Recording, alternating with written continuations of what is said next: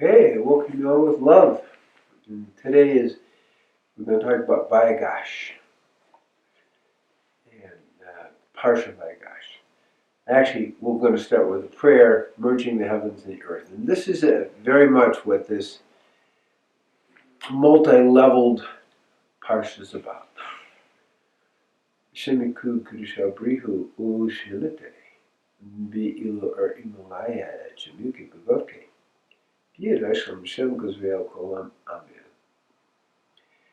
So, to appreciate it, we got to have a little bit of previous information.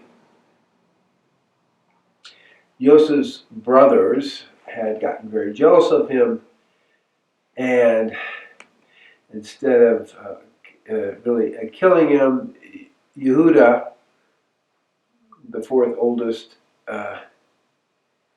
said, "No, we'll sell him into slavery." And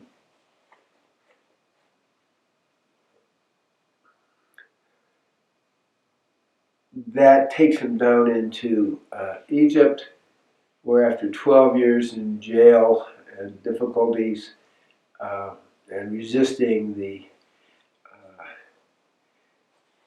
desire of Potiphar's wife, who he was a slave for, Yosef gets called by the Pharaoh and gives him some great advice about a coming famine. And Pharaoh makes him second in charge. So it's 2 years into the famine, and Yosef's brothers are coming down because really the whole area is having a famine, including Canaan. And they don't recognize him, and he says, well, but he obviously knows who they are.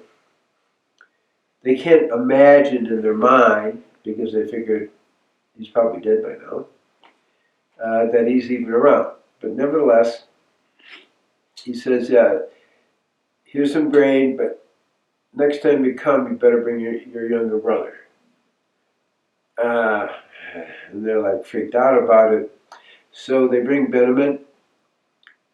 Benjamin and Yosef are both from the same mother, Rachel, who died on the re-entering the land, somewhere just a little bit outside of Bethlehem. Anyway, in childbirth. So they bring him, and Yosef is really nice to him. He gets 5 times more money and 5 times more food, and he's noticing they're not getting jealous of him. So that's like a test, because obviously they were Joseph and his multicolored coat and the attention he got from Yaakov, his father. So the next thing that happens is Yosef furthers the situation by slipping his goblet in Benjamin's bag. And then they run after him, and they catch him with the stolen goblet. And the brothers are freaking out. What are we going to do? We promised our father's been in grief for 22 years. He'll die if we don't bring Benjamin back for grief. And so Yehuda steps up to the plate, so to speak, and says, well, take me instead. And I think it's an important thing, because what Yosef is looking at is, did my brothers repent? Did they change who they are so they feel some unity? And truly there was unity. VayYigash means to move closer. So he sees unity between the brothers and Benjamin, whereas before there was separation. And he feels a real connection with Yehuda. Now, part of the tension between the brothers, besides being jealous of Yosef, is Yaakov gave him a lot of attention, and there's 2 kind of energies. Amma Dekasi, which is just studying, going inward, and Amma Degalia, taking the light to the world. And Yosef is about taking the light to the world. So they couldn't accept that and who he was. So that was part of the tension. But he reveals himself to them, and they're kind of blown out. And that takes us to the next level. He said, don't worry. I don't have bad feelings about it. They're It's a divine purpose. So why you took me down here? Why I got sent down here? Because there's a famine, and that famine is going to go for another 5 years, and we need to bring our whole family down, 70 members, so everyone can survive the famine. And so it's all for the better. And also part of that, he realizes a little bit what he did to create the animosity to begin with, his dreams, the way he presented it, and the little bit of arrogance he had, that different things. But the point is, he said, let it go. Let's let this heal. So there's a message about healing. People like to hold on to the past, but the problem is it keeps them in the past. So now we're at another level of, let's let this go. Whatever God does is for the best. This is the divine purpose. And it's all happening for the protection and survival of the family. So the brothers back off and are greatly relieved.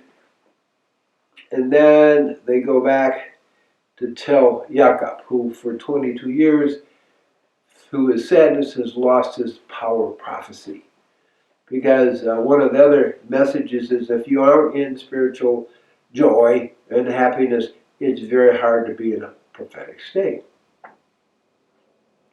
So they tell him he can't quite hear it. So they have one of the granddaughters, Serach of Asher, gently play music to him and gently make up a song about Yosef is alive, and he's able to hear it.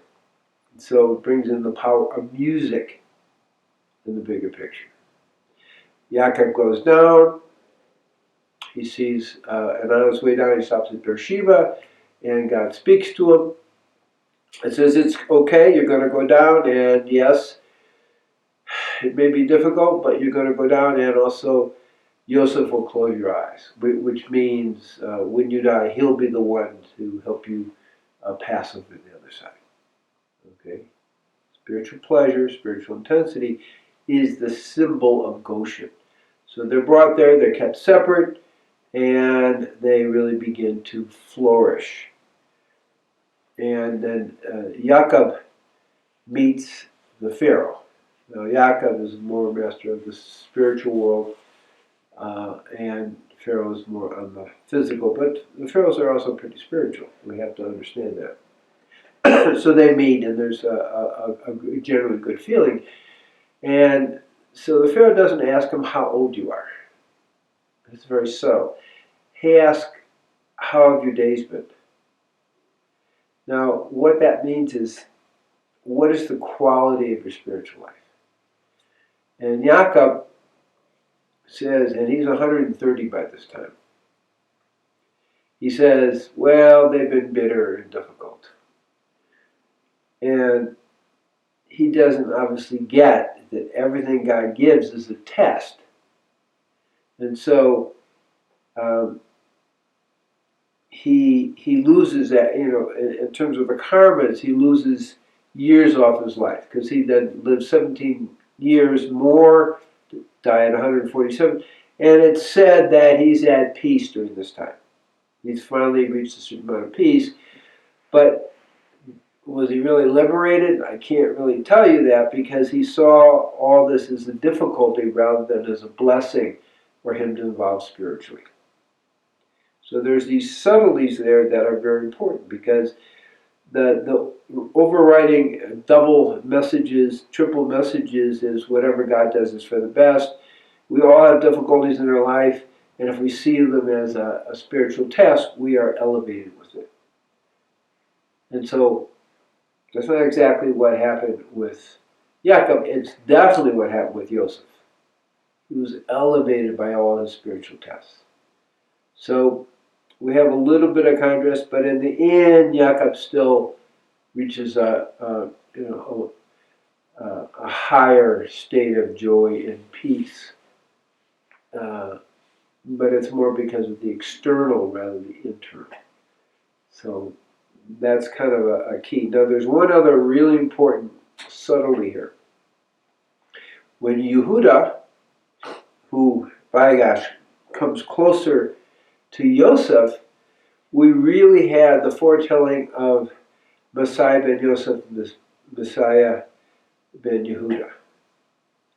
So it's prophesized, okay, that there'll be two Messiahs. Messiah ben Yosef will usher in Messiah ben Yehuda.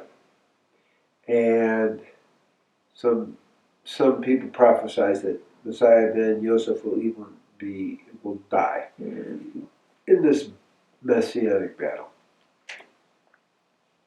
So we have the two forerunners of the messianic energies coming into unity, which is a subtle but like a little bit deeper understanding of what just happened in this Parsha. Is like, wait, the forerunners of the two messiahs, possibly in the time we're all living, are connecting and becoming one. So it foreshadows a very positive type of situation for us in today's world.